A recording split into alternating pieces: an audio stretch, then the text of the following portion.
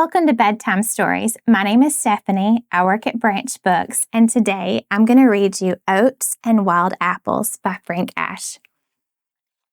One day, Calf asked Mother Cow to play. Want to run and jump with me? Mother Cow looked up from chewing her cud.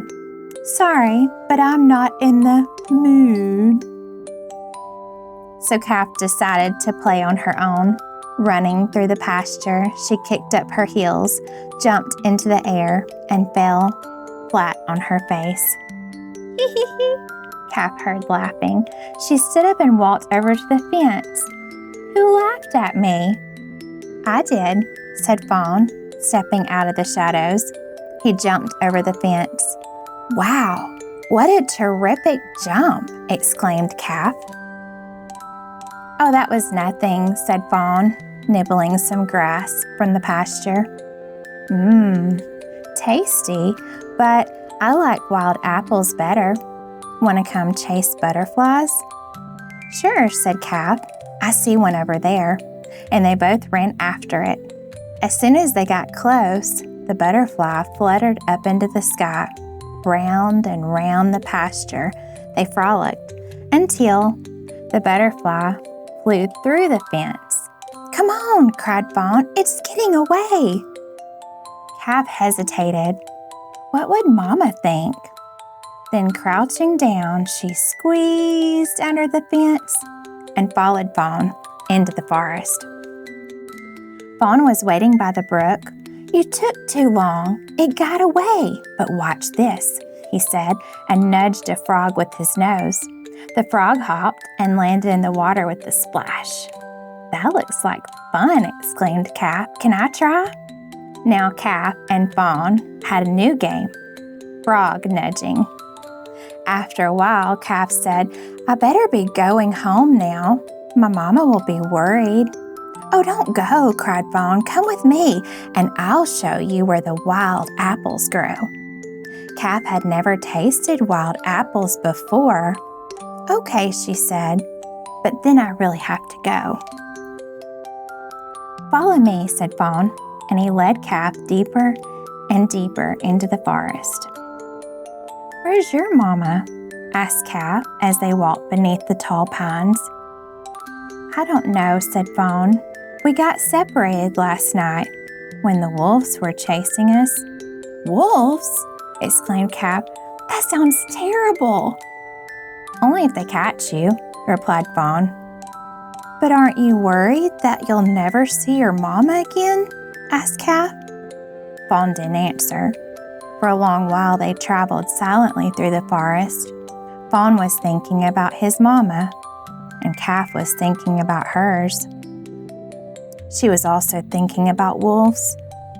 Maybe, she pondered, wild apples aren't so important after all. Calf was about to ask Fawn to lead her back to the pasture when they came upon a clearing. In the center of the clearing was a large wild apple tree. Bounding toward the tree, Face reached up and pulled down a branch so Calf could grab one of the wild apples. Now, isn't that better than the grass from your pasture? Asked Fawn. Almost better than the taste of oats, replied Calf. Oats? Puzzled Fawn, taking an apple for himself. What are oats? The farmer gives them to us in the barn, said Calf. They taste very good. Calf and Fawn ate many apples that afternoon, as many as they could reach. Then Calf asked to go home. I miss my mama, she said. Fawn nodded and led the way back through the forest.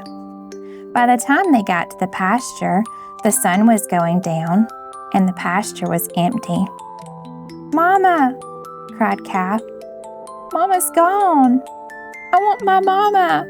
Take it easy, said Fawn. She's got to be here somewhere unless, maybe, the wolves?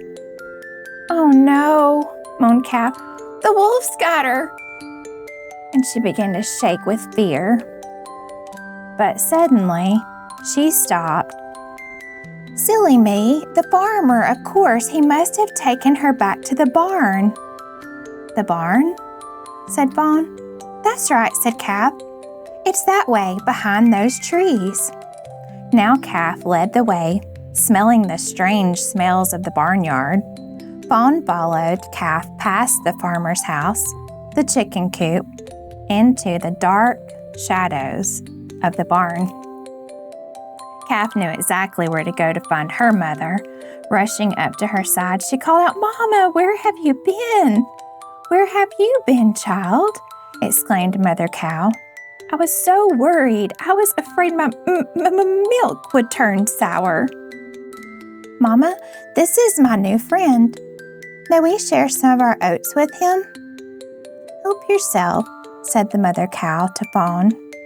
"Thank you," replied Fawn, and he ate some of the oats. "Don't they taste good?" asked Calf. "Very good," replied Fawn. Calf thought for a moment. "Maybe you can stay and live with us. I bet you'd like it here. In fact, I know you would. Oh, please, will you stay?"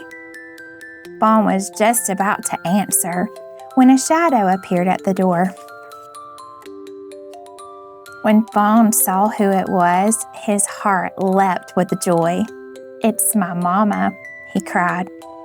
Calf watched while Mother Deer greeted Fawn with an affectionate lick. "Thanks for the oats," cried Fawn.